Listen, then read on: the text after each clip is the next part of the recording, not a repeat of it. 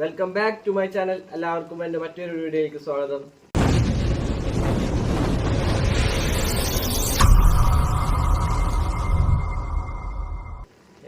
ഇന്ന് ഞാൻ നിങ്ങൾക്കായി ഇവിടെ ഉണ്ടാക്കാൻ പോകുന്നത് പോത്തുനെയ്യ് ഉപയോഗിച്ചിട്ടുള്ള ദോശയാണ്. അപ്പോൾ നിങ്ങളുടെ മുന്നിൽ തിളച്ചുകൊണ്ടിരിക്കുകയാണ്.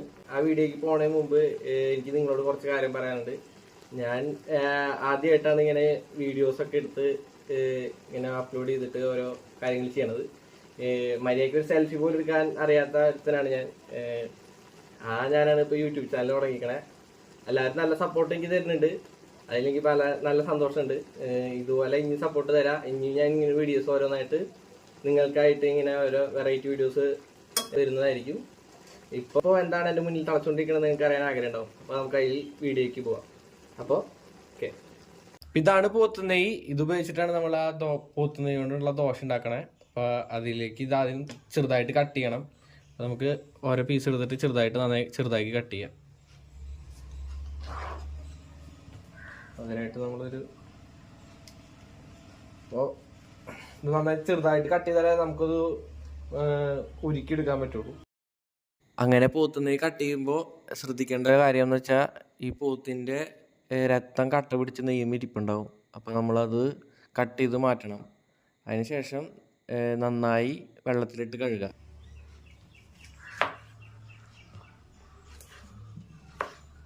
അങ്ങനെ പോത്തുനെയ്യെല്ലാം നുറുക്കി കഴിഞ്ഞിട്ടുണ്ട്. നമുക്കൊന്ന് നന്നായി കഴുകണം കേട്ടോ.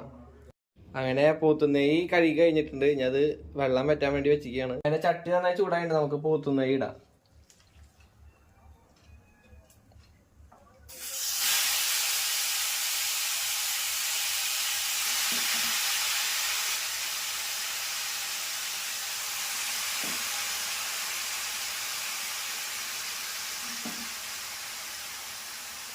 ഒരു ടേബിൾ സ്പൂൺ ഉപ്പ് ഇടാം കേട്ടോ.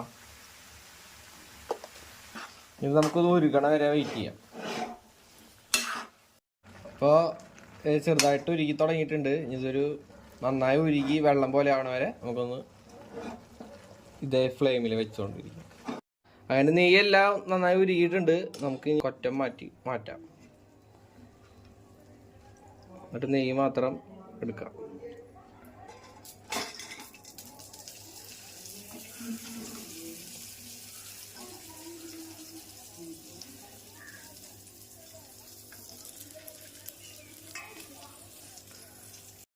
അങ്ങനെ നെയ്യെല്ലാം ഉരുകി ഇതായിട്ട് വന്നിട്ടുണ്ട്. നമുക്കിനി ഇത് ഒരു ഭരണിയിലേക്ക് മാറ്റാം.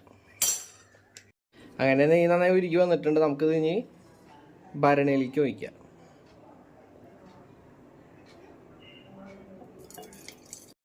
അങ്ങനെ ഫുൾ നെയ്യ് ഭരണിയിൽ നിറച്ചതിന് ശേഷം 2 മണിക്കൂർ ഇത് കട്ട പിടിക്കാനായി വെക്കണം. അങ്ങനെ നമ്മുടെ പോത്തുനെയ്യ് കട്ടയായി വന്നിട്ടുണ്ട്. കണ്ടാ, നല്ല കട്ടയായി വന്നിട്ടുണ്ട്. നമുക്കിനി ദോശ ഉണ്ടാക്കണ ഇതിലേക്ക് കിടക്കാം. പിന്നെ ദോശമാവ് കലക്കി വെച്ചിട്ടുണ്ട്. മൈദമാവ് കൊണ്ടാണ് ഉണ്ടാക്കണത്. മഞ്ഞളും പഞ്ചസാരയും ഉപ്പ് ഇട്ടിട്ടുണ്ട്. നമുക്കിത് ഉപയോഗിച്ച് ദോശ ഉണ്ടാക്കാം. അതിനെ ദോശക്കല്ല് ചൂടായിട്ടുണ്ട്. നെയ്യിടാം.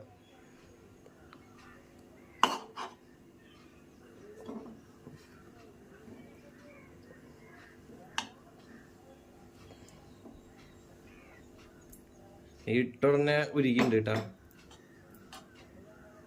നമുക്ക് ദോശമാവ് ഒഴിക്കാം.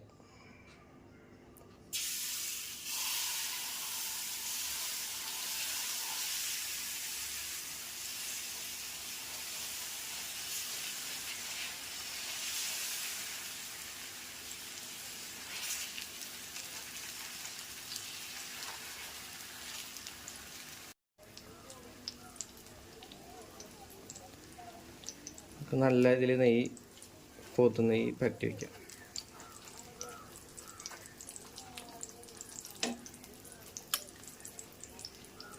മറിച്ചിടാം.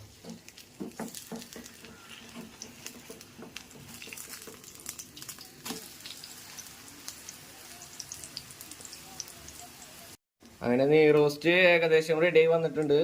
നമുക്കിനി ഇത് പ്ലേറ്റിലേക്ക് സെർവ് ചെയ്യാം. പിന്നെ ഇത് ഉണ്ടാക്കി കഴിഞ്ഞാൽ അപ്പം തന്നെ കഴിക്കണം, ഇല്ലെങ്കിൽ ഇത് അപ്പം തന്നെ കട്ട പിടിക്കും. നെയ്യ് നന്നായി വേഗം കട്ട പിടിക്കും.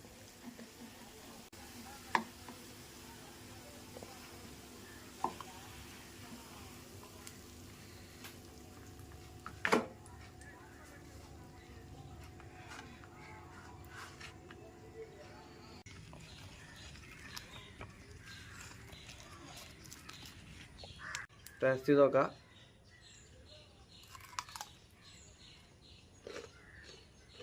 നല്ല മുരിഞ്ഞ് നല്ല ടേസ്റ്റാണ്. നെയ്യുടെ ആ രുചി നല്ല ട്രൈ ചെയ്ത് നോക്കണം ഇതൊക്കെ.